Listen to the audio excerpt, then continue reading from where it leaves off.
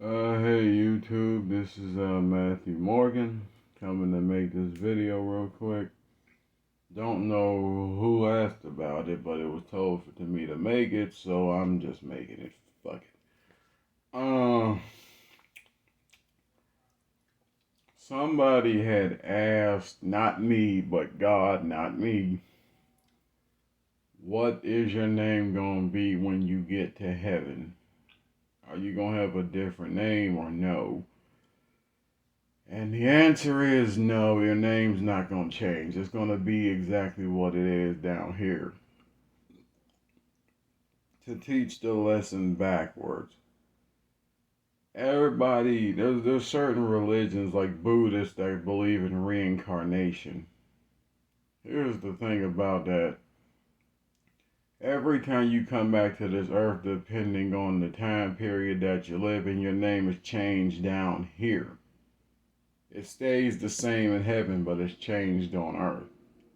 So it's like, for example, my name, Matthew in this life, might have been Mateo in another life, or Mathis in another one, or Matheo in another one. It all depends on the time. But in heaven, it's pretty much the same. Your name stays the exact same. Like, if it's Matthew down here, it's Matthew up there. It ain't gonna change. Like, but you have a different name for a different time period depending on what's easier for people to translate, because tongue's been broken down through time. So in order for people to be able to pronounce the letters in your name, it has to be able to flow.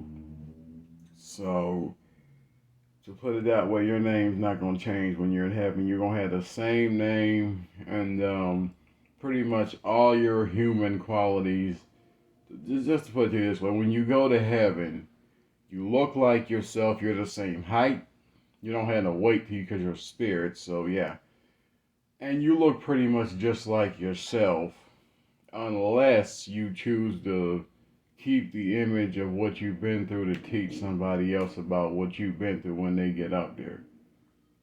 Other than that, you pretty much look like yourself. But once you get to heaven, all your sinful qualities separate from you and go to hell.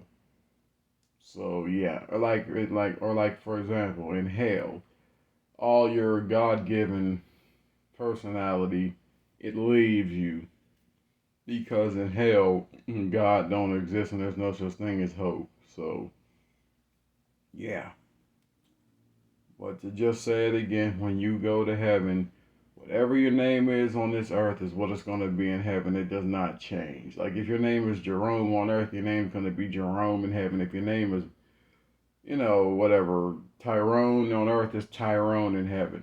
It's the same thing. It's not going to change. Same thing. But down through time, if you believe in the whole reincarnation thing, the only time your name would change is when you come back. Because it has to fit the period that you're in, or otherwise people will catch on and know you probably got reincarnated. In other words, your if your name sounds too suspicious, like it don't fit the period that you're in, people are gonna assume you're either from a different time or you're not from Earth, because your name should match the period that you live in. So that's why God does that. He'll make your name fit the time period just so no one gets suspicious of, oh, what if it's Jesus that came back? What if it's an angel? What if it's a demon? We don't know what it is. Oh my goodness, what if this person's a time traveler? What if they're not even human? That's why a name is more important than what you think. And also, just gonna say it, be careful what you name your child, because the name carries a lot of spiritual weight. Like Shaquisha is ghetto as hell, so all you're doing is attracting negative energy. Jerome is neutral, but it's mostly a hood nigga name, so you're attracting more hood nigga qualities. Maurice is more professional, but it sounds kind of hood. Like Matthew, that's pretty neutral. That could be bad or good depending on how you use it, but it's mostly good. Ashley is a more white girl name, so it's a lot more professional. That's all I'm saying. Names carry weight. That's why people wonder why some of their kids make it in life and some don't. You give them a certain name, that's the quality of a person they gonna act like. Just so you know. So if you ever name your daughter Diamond, don't be wondering why she's a stripper or a hoe. That's the usual Diamond.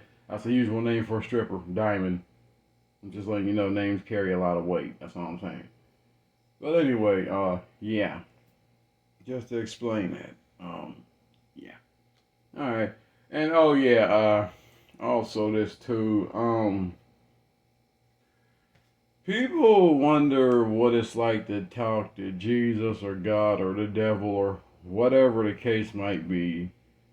To put it to you this way and what they all look like. Okay. So, God is a humongous being who's nothing but pure light and energy, whose eyes look like the sun. He has a gigantic crown on his head and he wears gold sandals. Don't ask me why, that's just him. He sits in this really gigantic throne that's in this garden. It's called the Garden of Eden. That's where all the people that pass away go to before they get judged to see their loved ones and all that stuff. And then he has the seraphims around his throne with the four heads and all that stuff. And they squall and their eyes glow and stuff like that, and they're gigantic as well. And Jesus, he looks like a Middle Eastern prince, basically. That's just what he looks like. And his voice is very deep, but it's very lowly, basically. He dresses like a Middle Eastern prince and talks to you like a regular person. Lucifer looks pretty much human until he takes the human form off, then he just looks like a demon.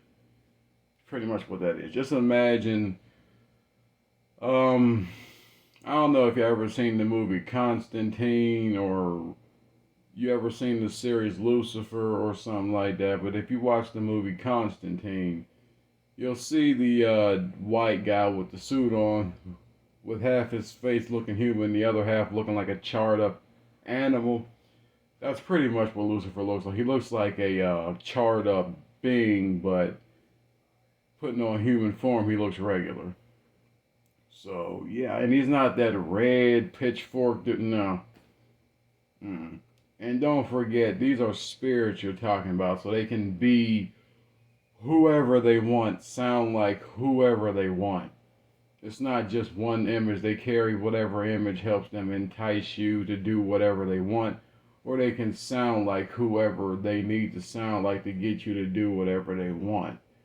And just a little shell shocker, this is why if you're going to deal with spiritual matters, you need to know exactly who you're talking to and what, because the spirit world been studying the physical world for billions of years, so they know how to interpret or sound like or look like somebody you may trust and mislead you with that person's image or their voice to make you do things that regularly you would not do. But because they know you trust that person and the voice that they have, they will try to use that person's voice to get you to do wrong. That's why you better know who you deal with, because if you truly don't, then they can use that against you. And they can also try to sound like God or an angel or something, so just know that's what that is. That's why it's, the Bible says you're supposed to study yourself. Not to prove anything to God, to prove it to yourself. Study the people around you so you know who you're dealing with just in case anything happens. Don't speak on it, just study people. See how people act throughout the day. See if their word matches their bond. See if what they say matches what they do. And don't even say nothing, don't correct them. Just see how they are as a person. Just see if they're there for you in a good time, if they're there for you in a bad time. Just see what happens with the person.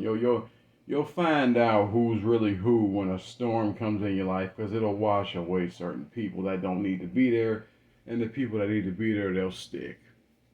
Trust and believe. I've been there and done that already. So yeah, anyway, peace.